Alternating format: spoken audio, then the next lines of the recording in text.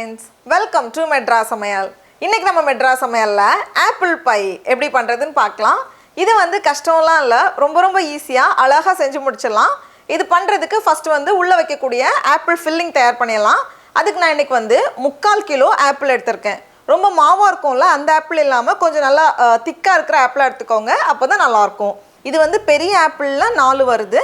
சின்ன சைஸ்னா 6 இல்ல 7 தேவைப்படும். ஃபர்ஸ்ட் ஆப்பிளோட தோலை நீக்கி வச்சிடலாம். ஆப்பிளோட தோல் எடுத்ததுக்கு அப்புறமா இதை வந்து சின்ன பீஸா நான் கட் பண்ண போறேன். ரொம்ப பெருசு இல்லாம இந்த மாதிரி சின்னதா கட் பண்ணி வச்சுக்கோங்க. இப்போ ஒரு panல 2 டேபிள் ஸ்பூன் வெண்ணெய் உருக்கிக்கோங்க. unsalted butter. வெண்ணெய் உருகுனதும் இதுல வந்து ஒரு பெரிய துண்டு பட்டை இது வந்து 3ஆ உடைச்சு எடுத்துர்க்கேன். இதை ஒரு வாட்டி கலந்ததுக்கு அப்புறமா இதுல நம்ம வெட்டி வச்சிருக்க ஆப்பிள உள்ள சேர்த்தலாம். கூடவே 4 டேபிள் ஸ்பூன் சர்க்கரை, இது வந்து 1/4 கப். நல்லா கலந்ததுக்கு அப்புறமா இதை வந்து நம்ம ஒரு 5 நிமிஷம் வேக வைக்கணும். ஆப்பிள்லேருந்து ஜூஸ் வெளியே வரும், அது வந்து கொஞ்சம் குறையணும். அதோட நம்ம ஆப்பிள் பாய் பண்ணோம் அப்படின்னா நல்லா வராது. இப்போ பாருங்க, அந்த ஜூஸ்லாம் வெளியே வர ஆரம்பிச்சிருக்கு. இன்னும் ஒரு 5 நிமிஷம் இது இருக்கட்டும். இப்போ ரெடி ஆனதும் நம்ம உள்ள சேர்த்த பட்டையை எடுத்துடலாம். எல்லாம் வாயில படும்போது நல்லா இருக்காது. இந்த ஸ்டேஜில் 1 டீஸ்பூன் எலுமிச்சை பழத்தோட சாறு, இதை வந்து நம்ம கொஞ்சம் கெட்டியாக்கணும். அதுக்காக 2 டேபிள் ஸ்பூன் மைதா மாவு சேர்த்துக்கோங்க.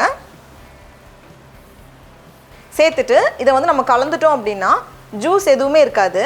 பாருங்கள், இந்த மாதிரி கொஞ்சம் திக்காக இருக்குல்ல, இந்த மாதிரி இருக்கணும். இப்போது நம்ம ஸ்டவ் ஆஃப் பண்ணிவிட்டு இதை வந்து ஆற வச்சிடலாம். அடுத்தது crust தயார் பண்ணிடலாம். அதுக்கு நான் இன்றைக்கி வந்து 2 கப் மைதா மாவு எடுத்தேன். இது வந்து 250 கிராம். அதில் வந்து 2 டேபிள் ஸ்பூன் நம்ம வந்து ஆப்பிளை வேக வைக்கும்போது சேர்த்தோம். அதனால் 2 கப்புக்கு 2 டேபிள் ஸ்பூன் கம்மியாக இருக்குது. இதை வந்து ஃபஸ்ட் ஒரு மிக்ஸி ஜாரில் மாற்றிக்கோங்க. மாற்றிட்டு இது கூடவே 2 டேபிள் ஸ்பூன் சர்க்கரை, அப்புறமா 1/2 டீஸ்பூன் உப்பு சேர்த்துட்டு ஃபஸ்ட்டு ஒரு வாட்டி இதை வந்து நம்ம மிக்சியில் அடிச்சிடலாம். அடுத்தது இது கூடவே நம்ம வந்து வெண்ணெய் சேர்க்கணும். 100 கிராம் வெண்ணெய். வெண்ணெய் வந்து வெளியே எடுத்து வச்சிடாதீங்க, நல்லா ஹார்டாக தான் இருக்கணும். ஃப்ரிட்ஜ்லேருந்து அப்படியே நம்ம பயன்படுத்தணும். அதை வந்து அப்படியே நம்ம சேர்க்காம சின்ன க்யூபாக நம்ம கட் பண்ணி சேர்க்கணும். அப்போ தான் வந்து உருகாமல் எல்லா மாவோடையும் மிக்ஸ் ஆகும். அதனால் எவ்வளோ சின்னதாக முடியுமோ அவ்வளோ சின்னதாக கட் பண்ணி சேர்த்துக்கோங்க. அதே நேரம் கட் பண்ணும்போது உருகிடுச்சு அப்படின்னா மறுபடியும் ஃப்ரிட்ஜில் 1 மணி நேரம் வச்சுட்டு அதுக்கப்புறமா எடுத்துக்கோங்க. கொஞ்சம் ஹார்டானதுக்கப்புறமா தான் நம்ம சேர்த்துக்கணும். சேர்த்துட்டு இதை ரொம்ப நேரம் போட்டு அரைக்க தேவையில்லை, லைட்டாக ஒரு 2-3 பல்ஸ் கொடுத்தாலே போதும். இப்போது வெண்ணெய் எல்லா மாவோடையும் நல்லா மிக்ஸ் ஆகியிருக்கு. இதை வந்து ஒரு பவுலில் மாற்றிடலாம். மாற்றிட்டு இதில் வந்து நம்ம தண்ணி சேர்த்து பிசையணும். நான் வந்து 6 டேபிள் ஸ்பூன் குளிர் தண்ணி எடுத்திருக்கேன்.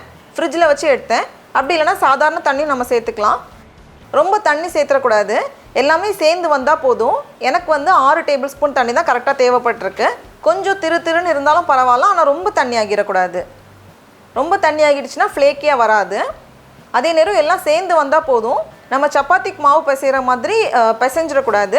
எல்லாமே அழகாக சேர்ந்து வந்தாலே போதும். கொஞ்சம் இந்த மாதிரி கிராக்கோடு தான் இருக்கும், பரவாயில்ல. நான் வந்து இதை 4ஆக பிரிக்க போகிறேன். என்கிட்ட பை பண்ணுறதுக்குள்ளே பேன் இல்லை, அதனால் நான் வந்து தாளிக்கிற பேன் தான் எடுத்திருக்கேன். இது வந்து கொஞ்சம் சின்ன சைஸுங்கிறனால நான் வந்து 2 பேட்சாக பண்ண போகிறேன். நீங்கள் வந்து பெரிய பேனாக எடுத்திங்கன்னா ஒரே பேட்சில் நம்ம செஞ்சுக்கலாம். கீழே கொஞ்சம் மாவு தேய்ச்சிட்டு ஃபஸ்ட்டு இதை வந்து நம்ம விரிச்சிடலாம். இந்த பேனோட சைஸ்க்கு நான் விரிக்க போகிறேன். ரொம்ப அழுத்தம் கொடுக்க தேவையில்ல, லேசாக பண்ணாலே அழகாக வந்துடும். இப்போ இதை வந்து அந்த பேனில் அப்படியே வச்சிடலாம். அகலமான பேன் பயன்படுத்திக்கலாம், ஆனால் ரொம்ப ஆழமாக இருக்கிற பேன் பயன்படுத்தாதீங்க. பை பண்ணுறதுக்கு கொஞ்சம் அகலமான சின்ன பேன் தான் நல்லாயிருக்கும். ஓரங்களை நான் வந்து கை வச்சு ட்ரிம் பண்ணிட்டேன். பாதி போல் ஆப்பிள் ஃபில்லிங்கை உள்ளே வச்சிடலாம். வச்சுட்டு மேலே கவர் பண்ணுறதுக்காக மறுபடியும் ஒரு ஷீட்டை விரிச்சிட்டு இதை வந்து லைனாக கட் பண்ண போகிறோம். கட் பண்ணிவிட்டு இதை வந்து அழகாக அரேஞ்ச் பண்ணணும். ஃபஸ்ட்டு இந்த மாதிரி ஸ்ட்ரிப்பாக நீளமாக வச்சிடலாம்.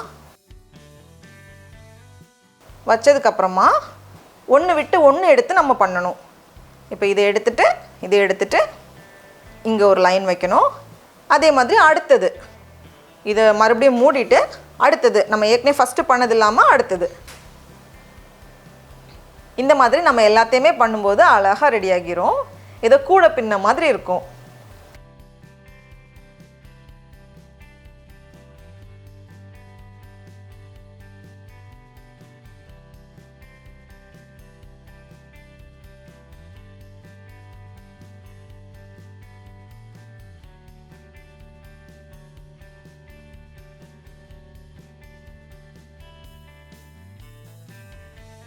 மேலே அழகாக கலர் வர்றதுக்காக நான் வந்து ஒரு முட்டையை அடித்து எடுத்திருக்கேன்.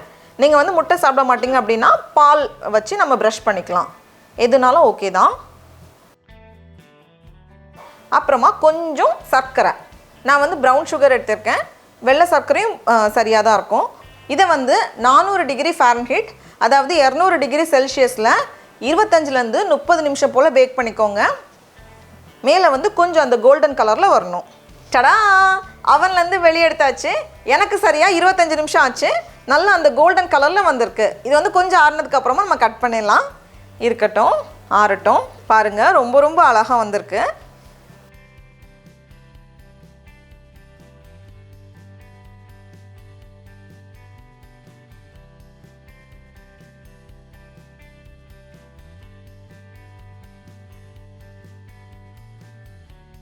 அதே மாதிரி இன்னொரு பேட்ச் பண்ணியிருக்கேன். இதை வந்து நான் குக்கரில் செய்ய போகிறேன். எப்போ மாதிரி குக்கரில் வந்து கீழே ஒரு லேயர் உப்பு சேர்த்துக்கோங்க. தூக்கி வைக்கிறதுக்காக ஒரு ஸ்டாண்ட், மூடி வச்சுட்டு இதை வந்து 5 நிமிஷம் நம்ம ப்ரீஹீட் பண்ணணும் மிதமான சூடில். உப்பு சேர்த்து பண்ணும்போது சில பேர் வந்து உப்பு டேஸ்ட் வருது அப்படின்னு சொல்லியிருந்தீங்க.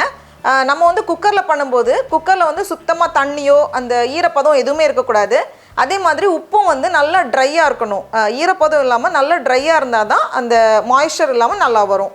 இப்போது 5 நிமிஷம் ப்ரீஹீட் ஆனதும் இதை ஓப்பன் பண்ணிவிட்டு உள்ளே வச்சுட்டு மூடி வச்சிடலாம்.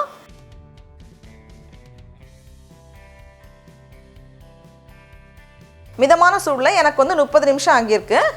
செக் பண்ணிக்கோங்க, ரொம்ப அதிகமான சூடில் இருக்கக்கூடாது, மிதமான சூடில் வச்சுருக்கணும். நம்ம ரொம்ப ரொம்ப அழகாக வந்திருக்கு. டடா, நம்மளோட ஆப்பிள் பை ரொம்ப ரொம்ப சூப்பராக அழகாக தயாராகிடுச்சு. இப்போ நம்ம டேஸ்ட் பண்ணி பார்க்கலாம். ஆப்பிள்லாம் நல்லா ஜூஸியாக உள்ள அழகாக இருக்குது, வெளியே வந்து நல்லா ஃப்ளேக்கியாக இருக்குது. ரொம்ப ரொம்ப சூப்பராக இருக்குது. நீங்களும் கண்டிப்பாக அந்த ரெசிபியை வீட்டில் செஞ்சு பாருங்கள். உங்களுக்கு இந்த வீடியோ பிடிச்சிருந்துச்சுன்னா மெட்ராஸ் சமையலுக்கு சப்ஸ்கிரைப் பண்ணுங்கள். நாவின் சுவையரம்புகள் மலரட்டும்.